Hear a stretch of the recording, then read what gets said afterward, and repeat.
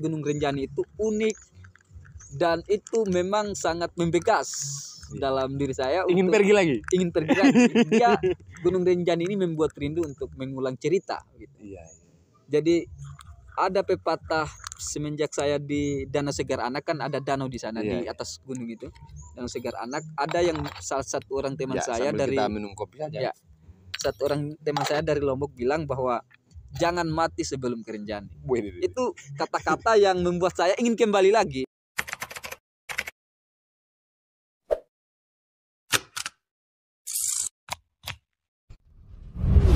Oke, baik, bismillah. Assalamualaikum warahmatullahi wabarakatuh.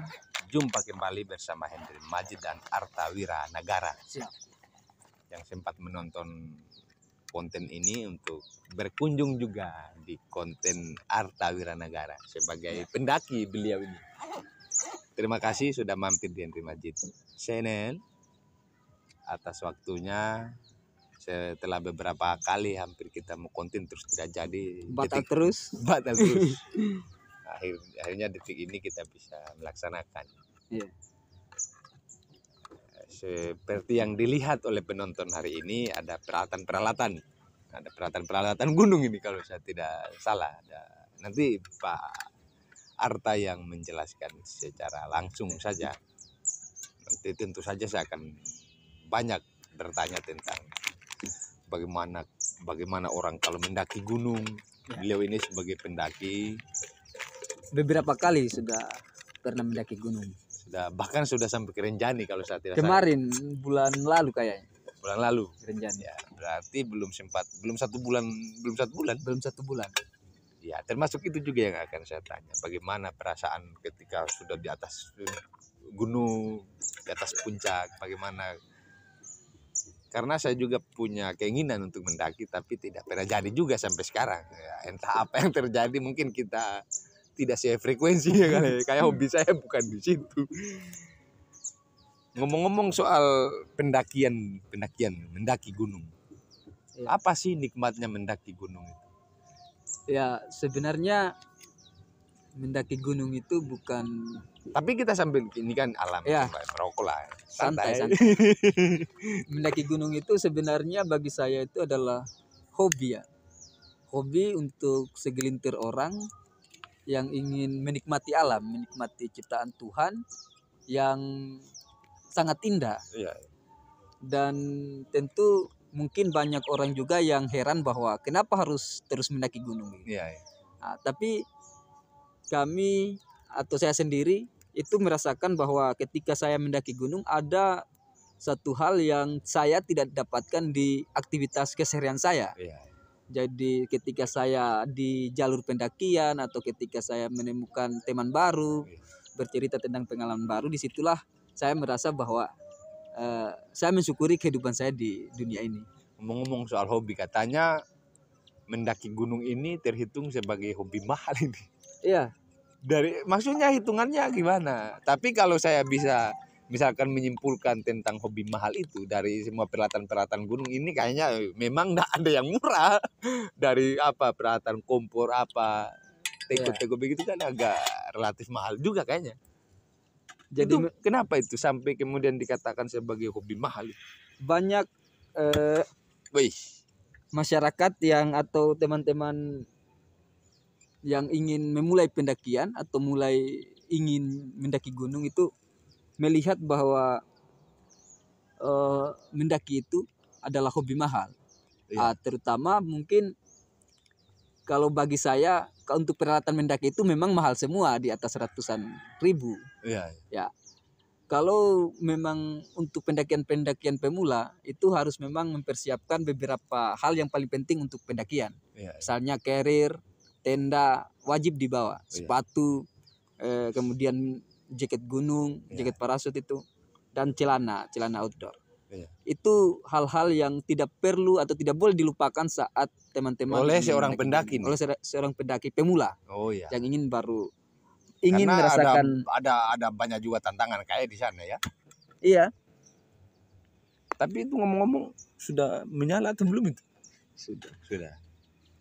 Tapi nanti saya ngeracik kopi ya. Ini kan sudah ada dua lah. Ya. Kopi. Jadi kalau Hendrik Majid nanti mau naik gunung itu mungkin bisa dipersiapkan alat-alat yang wajib dibawa, carrier, tenda. Untuk semua juga para penonton. Untuk para penonton juga hobi. Itu 5 yang wajib dibawa untuk teman-teman pendaki pemula untuk ke gunung. Itu ada carrier, tenda, kemudian portable dan alat-alat yang lain, alat-alat masak yang lain, kemudian ada sepatu, ada celana outdoor. Itu untuk kenyamanan saat mendaki. Kan biasanya kalau misalnya kita di Sulawesi Tenggara ini orang mendaki gunung itu menggunakan sendal, celana jeans. Itu kan amatiran. Kalau bagi saya itu akan mempersulit kita saat di jalur pendakian sebelum sampai di puncak. Kalau misalnya sampai di puncak pakai celana jeans itu sudah tidak apa-apa, tapi kalau misalnya pada saat di jalur kita menggunakan celana jeans, maka celana jeans ini kan dia kayak berat ketika misalnya terkena hujan atau kehujanan di jalur itu, maka otomatis celana kita akan basah dan itu akan memperberat langkah kita. Itu menambah beban lagi. Iya. Jadi celana-celana training itu yang mungkin disiapkan untuk pendakian. Ngomong-ngomong soal pendakian gunung, sampai detik ini sudah berapa gunung yang Arta sudah bagaimana ya, lumpuhkan atau sudah tuntaskan atau sudah selesaikan? Ya, kalau setelah kemarin dari Rinjani. Kalau di Sulawesi Selatan sendiri tinggal atap Sulawesi. Kalau para pendaki bilang Latimojong. Latimojong belum? Gunung tertinggi di Sulawesi. Berarti yang di mana ya? Apalagi gunung yang? Gunung Rinjani. Bukan. Bawah Karaeng, terus Gunung Bulsaraung. Sudah. Kalau Gunung Bulsar itu memang adalah gunung pertama yang membuat saya jatuh cinta pada alam. Iya. Kenapa itu? Itu 2015 itu saya diajak oleh seorang teman untuk mendaki Gunung Bulsaraung yang ketinggiannya itu sekitar 1000 mdp lebih. Nah, jadi pada saat itu saya memang ingin merasakan bagaimana orang nikmatnya mendaki gunung. Tapi pada saat di jalur saya kayak kecewa dengan jalurnya. Mungkin saya pertama kan? Iya, kali pertama. Saya sampai berpikir bahwa kenapa saya harus mendaki gunung?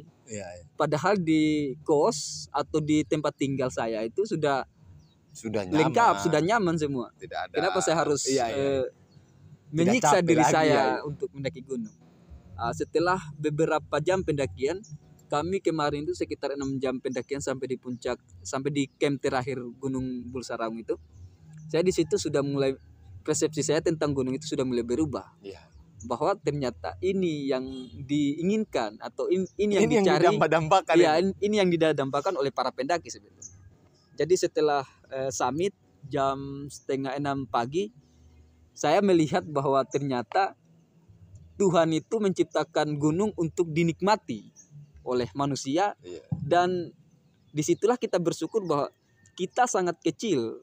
Ternyata kita di atas gunung itu sangat kecil dibanding ciptaan Tuhan yang lain. Jadi di situ saya belajar bahwa saya tidak harus membesarkan diri saya, karena saya ini adalah salah satu makhluk ciptaan Tuhan yang paling sangat kecil dibanding ciptaan-ciptaan yang lain. Kalau di gunung berarti kita secara tidak sadar kita melihat sosok kita yang sebenarnya, kelemahan kita. Ada yang mengatakan juga bahwa ketika Anda ingin mengetahui karakter asli teman Anda atau pacar Anda atau siapapun yang Anda cintai, itu harus diajak ke gunung. Jadi, di situ kan karakternya pasti muncul itu. Iya. Karena kan kalau di gunung ketika orang capek dan ditanya tentang sesuatu, mungkin jawabnya atau responnya tidak biasa seperti ditanya pada saat di kota misalnya. Atau sementara sedang tidak posisi tidak stabil perasaannya misalkan. Karena posisi capek mungkin atau sudah kelamaan di jalur, jadi orang kadang marah. Jadi sifat-sifat aslinya itu terlihat di situ. Tapi ada juga yang sabar, ada juga yang marah. Pokoknya macam-macam lah kalau kita lihat karakter. Berarti saya kalau boleh dikatakan misalkan, yang paling penting mendaki gunung, apakah dia ketika kita sudah menyelesaikan atau kita sudah pada puncaknya, atau justru kita setelah kita melewati ujian hidup kita pribadi. Iya. Jadi bagi saya sendiri puncak itu adalah bonus. Iya. Yang utama itu adalah proses menuju puncak. Jadi kalau kita misalnya saat pendakian mendapatkan puncak itu bonus. Proses pada saat pendakian ini menguji diri kita sendiri. Misalnya kan di jalur kita jatuh, bangkit kembali. Jadi kalau misalnya kita dijatuhkan lagi kembali, misalnya ke kota di keseharian kita dijatuhkan berkali-kali, kita harus bangkit. Sama seperti di gunung, kalau misalnya kita harus terjatuh atau tergelincir, kita harus bangkit kembali. Melanjutkan perjalanan. Sedikit ada filosofi ya. Iya. Jadi selama perjalanan yang kita bayangkan itu adalah diri kita yang sebenarnya. Selain kita membayangkan teman-teman yang lain. Jadi di situ kita mengetahui kemampuan diri kita sendiri. Jadi saat di pendakian. Katakan dari gunung, saya mau ke gunung yang agak sedikit ya yang familiar lah untuk kita, di Gunung Rinjani. Apa pengalaman terbesar yang didapatkan di Gunung Rinjani? Terus apa yang bisa disampaikan kepada kita semua, khusus saya yang pengen juga mau mendaki. Jadi untuk sedikit pengalaman di Gunung Rinjani, kan Gunung Rinjani itu adalah gunung tertinggi ketiga di Indonesia. Dan gunung tertinggi kedua berapi, gunung yang masih aktif itu di Gunung Rinjani. Itu gunung berapi? Gunung berapi. Jadi pengalaman saya ke Gunung Rinjani itu sudah selama, sebenarnya panjangnya perjalanan saya ke Rinjani itu dari perjalanannya. Perjalanan ke sana itu menghabiskan waktu sekitar 7 harian. 7 hari berarti budget juga agak banyak itu. Budget untuk makan, rokok banyak dikeluarkan situ. Berapa orang kemarin pergi? 2 orang dari Wakatobi. Tapi sampai di Makassar dan Surabaya kita ketemu dengan pendaki-pendaki dari Makassar. Dan sama-sama ke Rinjani kemarin. Tapi pada saat di jalur kita hanya berdua. Dengan teman perginya ini ya. Nah sekarang kalau katakan Gunung Rinjani itu adalah sebagai pemikat Mas Arta ini untuk kemudian ke sana, pandangan pertama apakah sesuai dengan yang menjadi gambaran ketika misalkan melihat atau mendengarkan cerita orang lain ketika sampai di Rinjani, oh iya ternyata sesuai dengan faktanya, atau memang ada yang berbeda, atau bahkan justru lebih baik ketika kita di sana? Saya kira bahwa Gunung Rinjani itu menurut saya adalah gunung tercantik yang pernah saya daki. Gunung tercantik yang pernah saya daki. Jadi memang beberapa gunung yang pernah saya ada mendaki di sana itu memang cantik juga, unik juga dengan keunikan masing-masing. Tapi Gunung Rinjani itu unik dan itu memang sangat membekas dalam diri saya. Ingin pergi lagi. Dia Gunung Rinjani ini membuat rindu untuk mengulang cerita. Gitu. Jadi ada pepatah semenjak saya di Danau Segar Anak, kan ada danau di sana di atas gunung itu, Danau Segar Anak. Ada yang salah satu orang teman saya dari kita minum kopi saja. Satu orang teman saya dari Lombok bilang bahwa jangan mati sebelum ke Rinjani. Itu kata-kata yang membuat saya ingin kembali lagi. Karena pada saat di pendakian, padahal kan sudah ke sana. Iya, tapi tidak sampai puncak kemarin. Saya masih dalam perjalanan ke gunung ada juga ternyata orang yang tidak sampai puncak ya. Iya. Jadi saya dengan seorang teman yang fisiknya memang sudah lemah, sudah loyo. Sudah loyo. Jadi pada saat kan kita summit jam 2 pagi. Kita ke puncak jam 2 pagi. Setelah di jalur kita dapat badai, kita dapat kabut, akhirnya dia kedinginan. Takutnya jangan sampai hipo, akhirnya harus saya temani turun.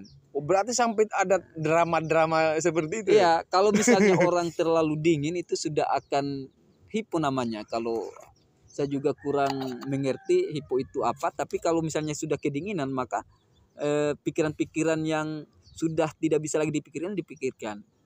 Takutnya jangan sampai dia langsung loncat ke jurang, kan Rinjani itu jalurnya kecil.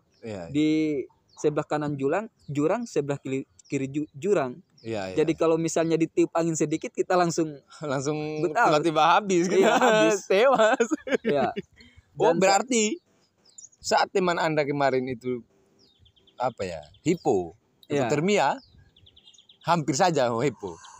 Berarti pendakian dibatalkan terus turun ke Danau Segar Anak. Kita lanjutkan perjalanan lagi kan dari Pelawangan ke Danau Segar Anak sekitar 6 jam. Itu jurang juga tapi ada jalur yang sudah dibuat oleh masyarakat lokal sana. Tapi ngomong-ngomong kalau ke gunung bersama dengan pasangan itu gimana? Atau ada mungkin kayaknya ada sensasi yang sebenarnya ketika misalnya di jalur saya kemarin banyak menemukan orang yang berdua dengan pasangannya nanjak ke puncak. Jadi sebenarnya ada rasa iri untuk mengajak siapa mengajak tapi siapa sepanjang mendaki. Perjalanan Anda mendaki gunung sampai detik ini, apakah Anda pernah membawa pasangan Anda ke gunung? Belum pernah. Iya. Belum pernah karena itu bisa dibayangkan. Lagi jomblo. Itu bisa dibayangkan itu kan. Beberapa kali pendakian saya, pas di pendakian terakhir di bawah karang itu saya bersama teman-teman cewek juga, tapi di situ saya melihat ternyata orang-orang pulau Wakatobi itu kalau mendaki mau cewek mau cowok itu kuat fisiknya. Karena pada saat itu hanya satu-satunya pendaki di bawah karang yang berani sampai pos 5 pada saat itu. Beberapa pendaki, 3 orang laki-laki, 2 orang perempuan. Beberapa pendaki itu memutuskan untuk camp di tempat camp di pas registrasi, sedang kami naik ke atas. Padahal itu bawa perempuan juga. Iya. Itu karena yang ngotot. Karena tapi tunggu. Pertama kali ke bawah karang. Repot mana kita? Bawa perempuan atau bawa cowok? Sebenarnya sama-sama perempuan itu tidak merepotkan di gunung sebenarnya, tapi tergantung fisiknya, staminanya. Yang penting dia rajin olahraga, maka tidak akan semerepotkan apa yang kita bayangkan. Apa kiat-kiatnya? Apa kiat-kiat bagi pendaki pemula untuk bisa sampai ke gunung? Haruskah dia olahraga atau gimana? Ya, kalau untuk persiapan awal memang olahraga itu wajib, apalagi kalau misalnya Bang Hendrik itu mau nanjak untuk pertama kalinya misalnya di Gunung Semeru. Ya. Itu kan gunung tertinggi di Jawa, jadi memang olahraga 1 minggu lah sebelum pendakian itu harus wajib dilakukan. Karena jangan sampai pas di sana kan teman saya juga kemarin pas di Renjani itu kaget, tubuhnya kaget karena tidak pernah olahraga langsung nanjak. Kalau saya kemarin punya persiapan selama 1 minggu. Jadi olahraga, tubuh, stamina. Iya. Jadi tubuh itu tidak kaget pada saat kita nanjak. Tapi kalau misalnya untuk pendaki-pendaki pemula wajib olahraga setiap hari sebelum pendakian dimulai. Iya. Ya, supaya menjaga stamina tubuh. Mari sekarang kita tadi kan yang indah-indah saya tadi cerita tentang bagaimana bagusnya naik gunung. Sekarang berdasarkan ada juga yang kita lihat-lihat, bahkan ada juga cerita-cerita para pendaki ini katanya ada mitos, ada drama-drama di atas gunung. Itu apa benar? Ada kuntilanak di atas. Ada kuntilanak, terus ada tiba-tiba orang kena kesurupan, perempuannya. Itu apakah itu hanya mitos atau memang itu fakta? Kalau untuk mitos dan faktanya itu sebenarnya tergantung kepercayaan kita masing-masing, tapi ada beberapa pendaki juga yang memiliki pantangan sebelum melakukan pendakian. Misalnya kalau misalnya kita ajak cewek di gunung itu tidak harus pada saat haid, tidak pada saat datang bulan, karena itu akan memicu makhluk halus seperti kan, terus gerakan tubuhnya juga agak terbatas karena ada halangan. Beberapa gunung yang ada di Sulawesi Selatan itu punya mistis atau cerita-cerita masyarakat yang horor juga. Misalnya di Bawah Karang, sampai ada film Bawah Karang itu tentang mistisnya Bawah Karang itu seperti apa. Di Bawah Karang itu setiap Idul Adha atau hari raya itu ada masyarakat setempat yang sholat di pos 5. Jadi mistisnya di Bawah Karang itu ada satu masjid di pos 5, padahal kalau kita datang itu tidak ada masjid.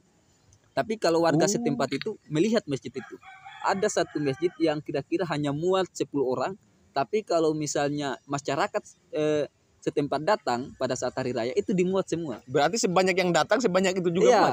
Waduh, itu mistisnya yang sempat saya dengar kemarin di Bawah Karang. Dan di situ di pos 6 Bawah Karang itu ada namanya pasar malam. Jadi ketika misalnya Itu? sudah lewat jam 6 sore, maka kalau kita camp di sana kan dilarang. Kalau ada yang memaksa camp di sana akan hilang.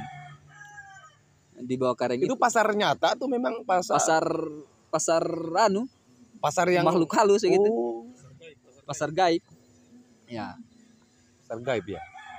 Jadi kalau ada yang camp di situ, memaksa camp di situ, pasti akan hilang. Mistisnya begitu. Makanya tidak ada pendaki yang berani camp di pos 6.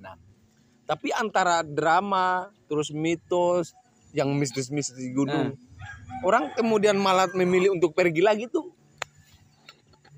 Saya malah heran saya. Maksudnya, kau tahu sudah ada di sana, sudah ada drama, sudah ada akan terjadi, sudah di sana sudah intinya kau sudah tidak akan selamat misalkan. Ya. Orang juga memilih untuk pergi saja, tabrak. Itu kayak kalau saya kenapa harus kembali lagi, itu kayak menantang diri saya. Sejauh mana kemampuan saya sekarang, sejauh mana kesabaran saya sekarang, sejauh mana apa yang saya sudah lakukan sekarang. Iya, iya. Kan di sana kayak tempat untuk merefleksikan kembali pemikiran yang sudah kita anggap benar sekarang. Padahal pas di puncak, oh ternyata apa yang saya pikirkan, apa yang saya lakukan selama ini itu salah. Tapi ini proses ya kesadaran. memang itu kayaknya untuk merefresh otak itu kayak penting. Kayak misalkan Suhogi yang kan mati juga di Mameru kan. Terus ada Rocky Gerung yang tiap kali turun gunung pasti ada ide-ide baru yang disampaikan untuk masyarakat. Itu apa spektakuler itu puncak gunung? Iya. Selain misalnya dalam perjalanan di jalur pendakian, kita bertemu dengan banyak orang dengan pengalaman yang baru, dengan cerita-cerita mereka yang mungkin kita tidak pernah dapatkan. Itu kita bisa melihat atau menyelami budaya-budaya yang ada di sana. Jadi pemikiran-pemikiran baru masuk, pertimbangan-pertimbangan yang baru atau pemikiran yang baru itu lahir dari diskusi-diskusi kecil di depan tenda. Dengan api unggun, dengan secangkir kopi, kita berdiskusi panjang sepanjang malam.